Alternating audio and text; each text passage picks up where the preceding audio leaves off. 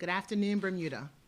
I am joined via phone by Dr. Mark Gashard, Director of the Bermuda Weather Service, and the National Disaster Coordinator, Steve Caution. Earlier today, the Emergency Measures Organization met to get the latest update on Hurricane Epsilon. Hurricane Epsilon continues to be a potential threat to Bermuda, but based on the latest weather forecast, this weather system is expected to be similar to what Bermuda experiences during a winter gale. We do not expect a disruption of public services. I am pleased to note that all of our partner agencies are ready and prepared should the need arise. From a public safety standpoint, I will note that there are some sea swells, particularly on the South Shore, associated with this storm, and I want to urge people to stay out of the water until Epsilon passes.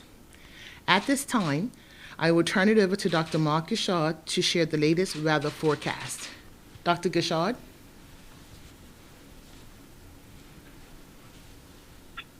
Thank you, Minister.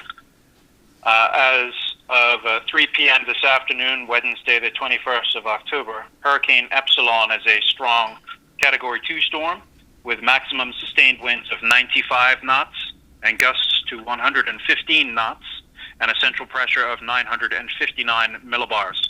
Its current position is approximately 315 nautical miles to the east-southeast of Bermuda. Epsilon's recent movement has been to the west-northwest at 8 knots. It is currently forecast to move well east of Bermuda, over 175 nautical miles, overnight on Thursday. In terms of local conditions, the fringing winds around the outskirts of Epsilon will bring marginal tropical storm force winds that are just beginning this afternoon and will continue through tonight. Accordingly, a tropical storm warning is in effect. These winds will continue intermittently through tomorrow and Friday as the storm approaches and passes its closest point of approach on Thursday night. These winds will continue from the northeast direction today and tonight, gradually becoming more northerly through the day tomorrow as Epsilon nears its closest point of approach on Thursday night. There are large swells, as the Minister has already noted, evident on the South Shore, but there's little storm surge expected. The general upshot of this event is that we can expect no worse conditions, no worse impacts than a winter gale, and there are no 50-knot or hurricane force wind speeds expected to affect the local area. And with that, I'll say thank you again and turn it back to the Minister. Thank you, Dr. Gashard. Bermuda, there's just 6 weeks left in the 2020 hurricane season. And as we have seen, this has been a particularly busy season. September and October are considered peak storm months for us. And against the backdrop of dealing with the COVID-19 pandemic, I can understand that our community is perhaps feeling a sense of hurricane and coronavirus fatigue. We have definitely been tested as a country this year. But we must not become complacent. One of the reasons Bermuda has been able to fare so well during the serious storms is because of our level of preparation. We must continue to exercise preparedness. Hurricane Epsilon is a reminder that residents should check their emergency and storm supplies and replenish their provisions if needed. This includes non-perishable goods, batteries, water, and the relevant health and safety PPE equipment. From a safety standpoint, if needed, residents should also make any minor home repairs and secure any outdoor furniture. These are the basic steps that have worked well in helping us successfully weather previous storms. At this time, I will turn it over to the National Disaster Coordinator, who will share a few key messages with you. Good afternoon. As we've heard from Dr. Gashard, Thursday evening and most of Friday will be windy with some strong gusts. As such, we do need to be mindful in our everyday business like riding bikes. The EMO have a tentative meeting planned for Thursday afternoon in case Hurricane Epsilon veers towards Bermuda and we have to take immediate action. If this occurs, the public will be notified immediately.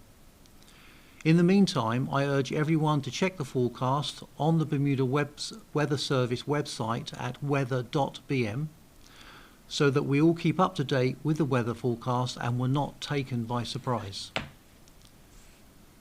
Hurricanes Paulette and Teddy should have taken down the weak trees and branches.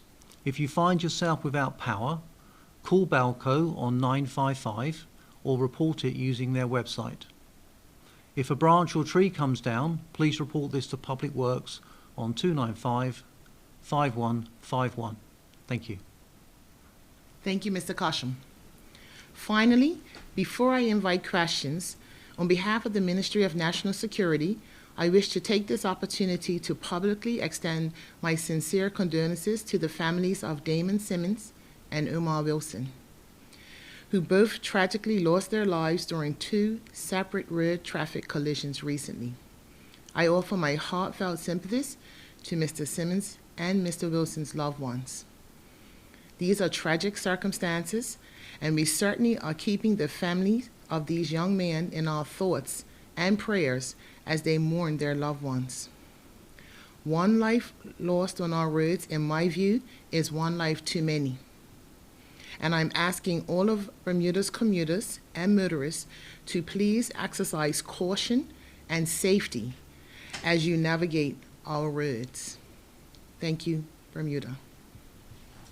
Right, and this is the opportunity where we invite questions from the media. Jonathan from the Royal Gazette. Thank you, folks. I'm going to assume, if things stay as it is, that it's unlikely that we'd see the regiment embodied or the causeway closed off or any such measure like that. Is there any word at the moment for the regiment to be embodied or the causeway to be closed off? Mr. Bow, not at this time, but what Mr. Cosham has advised is we do have a tentative EMO meeting scheduled for tomorrow, and if there are any changes in the weather, decisions will be made at that time, and the public will be notified immediately. Thank you. And I presume, even if it is something that we can expect from a winter storm, the message still stands not to play around in any waves that we get. I did notice there's quite an impressive surf out there, kind of not Teddy level, but pretty heavy nonetheless. Yes, as was indicated, the surf can be strong, and we've asked persons to stay out of the water during this time, just to and ensure that we act in an abundance of caution. Cool, thank you. Thank you. Right. Well, that concludes today's press briefing. Members of the media, thank you very much for joining us, and we will update you accordingly if needed tomorrow. Thank you. Thank you.